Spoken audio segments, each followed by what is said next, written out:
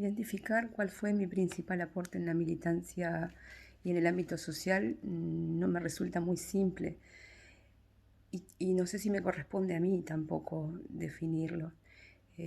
Creo que los colectivos son los que tienen que definir en todo caso cuál fue mi mejor aporte, si es que hubo un mejor aporte. Yo creo que hice lo que tenía que hacer. Yo empecé a militar muy joven, adolescente, y lo hice por un impulso muy fuerte, que era la necesidad de aportar algo, un granito de arena para, para algo mucho mayor, mucho más grande, que iba más allá de mí y de un montón de gente. Y si era capaz de aportar lo que fuera, eh, estaba bien. Hice lo que tenía que hacer, lo que debía hacer, lo que se podía hacer. Y así transité mi vida militante, mezclándolo en mi vida cotidiana, incorporándolo a mi vida cotidiana como un hábito más. Y tuve que aprender mucho en ese trayecto, todos los días, hasta ahora. Yo no tenía nada más que mi cabeza, mis manos, mis pies, lo que yo era, nada más. Y bueno, y como cualquier otro militante, cobré cotizaciones, repartí los diarios, pinté carteleras, pinté muros. Tuve que aprender a leer documentos, a comprender documentos, a participar en ámbitos de decisión.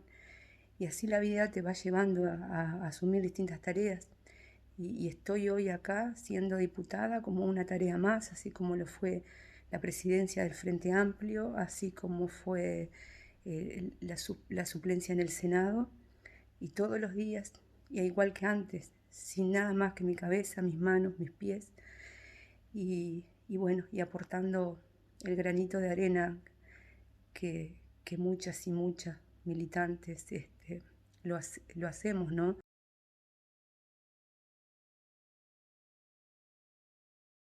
Y criamos a nuestros hijos y atendemos las necesidades de nuestros hogares y cargamos con esa cosa que nos asignó la vida como mujeres, la sociedad, el sistema patriarcal, y que es muy difícil cambiarlo culturalmente hasta en el ámbito familiar, de cuidar también a nuestros mayores, a nuestros padres, a nuestros seres queridos cuando se enferman, cuando envejecen.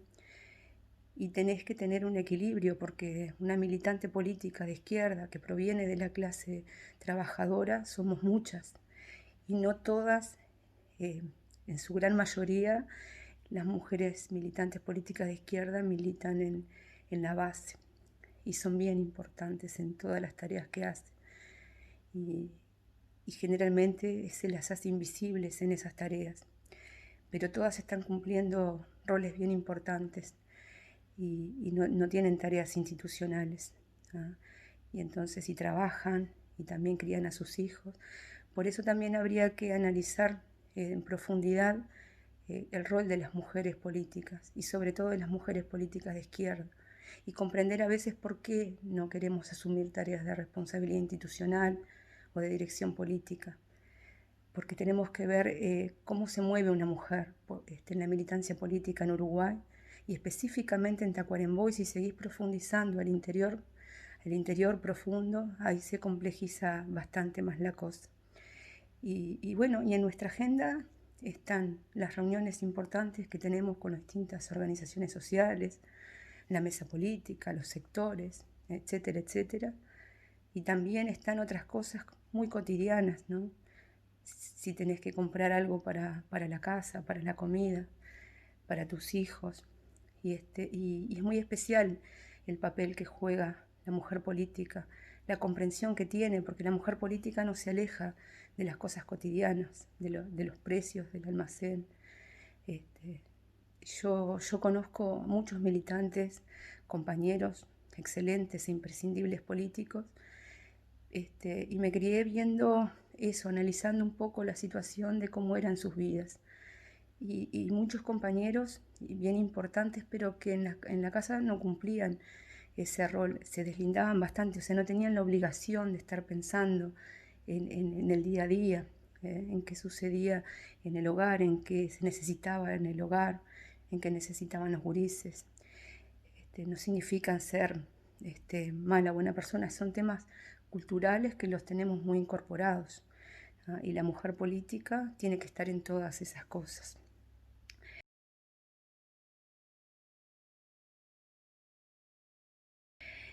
Yo creo que lo que no debe faltar en el momento de asumir lugares de liderazgo en el ámbito político, en lo institucional, primero que nada, lo que es imposible que falte es el colectivo.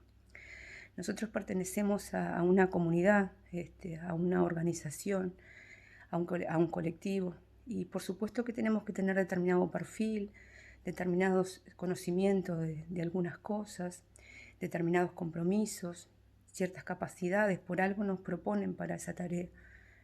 Pero si no sabes como líder político, como dirigente, generar colectivos, generar militancia a tu alrededor, generar barra, entonces de alguna forma estás fracasando también como conductor, ¿no? Y a veces es muy difícil, y mucho más en una coalición como lo es el Frente Amplio, sabemos que es difícil. Entonces, no estaría fácil para los dirigentes, ¿no? Y la autocrítica y crítica permanente, yo creo que es una de las cosas más difíciles. La autocrítica sincera, la que se hace a uno mismo, y que son esenciales. Y la crítica, yo no le tengo temor a las críticas ni a la autocrítica, siempre y cuando esa crítica y esa autocrítica sirva para revertir lo que hicimos mal, lo que nos salió mal, el camino errado, y corregirlo. Si no se genera eso, si no se es capaz de revertir las cosas negativas en positivas, la crítica y la autocrítica quedan simplemente para lastimar y dividir.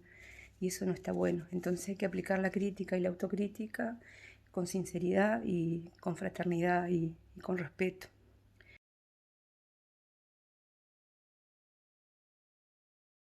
Yo decía antes que empecé a militar bastante joven. Y me pongo a pensar que por qué empecé a militar, y yo tengo bastante claro de por qué empecé a militar, ¿no? Y fue eso que decía, ese impulso, esa necesidad de cambiar algo. Yo creo que cuando uno tiene sueños, y tiene que seguirlos, tiene que perseguirlos, tiene que tratar de hacerlos realidad. Y para muchos sonará un absurdo el tema de los sueños, pero en definitiva, llamemos los sueños o llamemos la necesidad de transformar las cosas que no nos gustan, las cosas que nos parecen injustas, esa necesidad de querer cambiar el mundo, y a veces descubrimos que ese mundo está mucho más lejos, y tratamos de cambiar el pedacito de ese mundo que somos nosotros, aquí en este pequeño país. Entonces me parece que el perseguir los sueños, el seguir las utopías, el tratar de aportar lo que se pueda para lograrlo, ese un poco es la motivación. Y después lo que me impulsó a asumir tareas fue eso, esa responsabilidad que asumí, y en realidad no es individual, no es una decisión mía.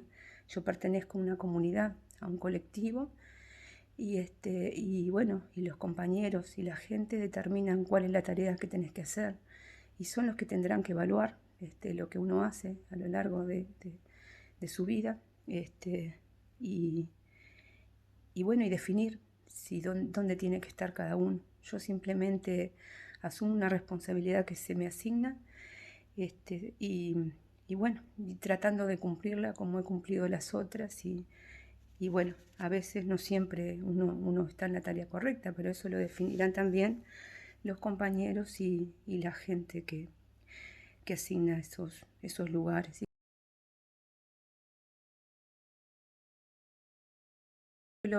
No sé, los principales obstáculos que uno encuentra, por lo menos en este año de la legislatura, para mí la verdad que no lo encontré fácil, o sea, porque uno dice una tarea más, pero tiene sus complejidades, es diferente. Lo que pasa que en este año de pandemia, con un gobierno de derecha, con un montón de cosas que uno tiene pensado aprender y, y se programa de determinada manera y al final termina eh, cambiándose todo debido a esta realidad.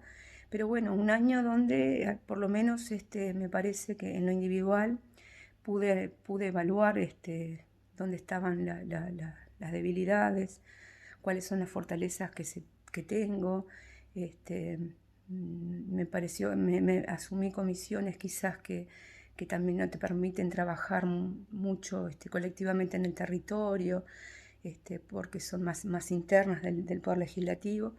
Y este año seguramente hay muchos cambios y trataremos de tener un trabajo distinto. Con el presidente del Frente Amplio nos armamos toda una agenda de salidas a los barrios, a las localidades, de charlas mano a mano. Y bueno, y se nos ha fracasado todo debido a la pandemia, así que tenemos esperanza de que este año trabajar de otra forma o si no ser creativos.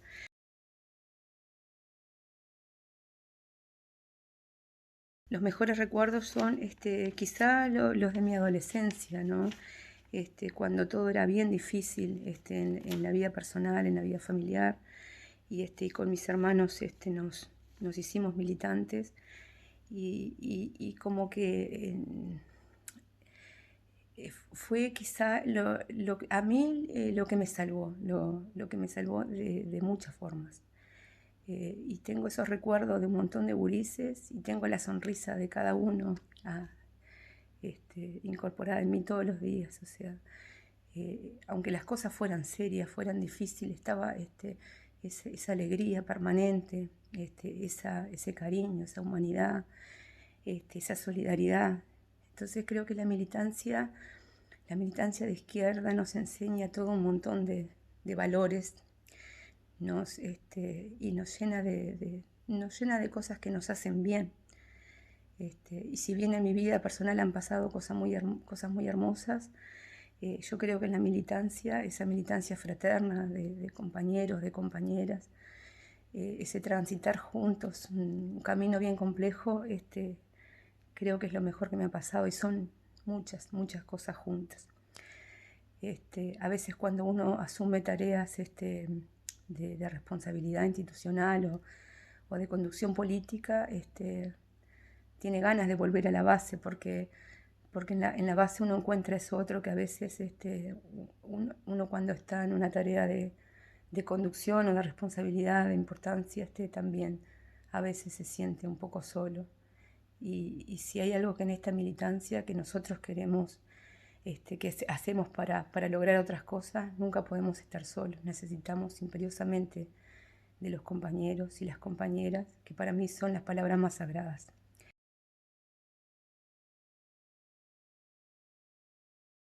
Y si me tomara el atrevimiento de decirles algo, le diría que no tengan temor de tomar este camino, porque está bueno, porque hace bien, porque es necesario. Porque la verdad que en este sistema, si no peleas tu futuro, si no peleas el futuro de los que vienen, no queda otra que resignarte y que quedarte ahí y esperar que la vida pase. Y eso no está bien, no está bueno para nadie. De que traten de comprender y de hacer comprender a los demás que el consumismo no es la solución, que el consumismo te esclaviza, que el trabajar permanentemente o buscar de alguna forma tener el dinero para comprar el celular más caro, la ropa más cara, y para tener ese confort, que a veces hay jóvenes que tienen todo enseguida, se reciben y tienen una casa y tienen un auto, y a veces les falta esa felicidad que, que está en otro lado, que no están las cosas, y, y bueno, que precisamos sí las cosas, que precisamos lo material, pero no esclavizarnos, porque si no logramos ser libres nosotros, va a ser bien difícil pelear por la libertad colectiva, por la felicidad colectiva. Entonces hay que transitar este camino, porque es necesario y porque es hermoso. Y bueno, y en el día de la mujer, de esta lucha, de este reconocimiento, la lucha de las mujeres. Todos los 8 de marzo estamos presentes, las mujeres y los hombres, que por suerte cada vez son más, los hombres que transitan también este camino hacia la igualdad y hacia la justicia verdadera.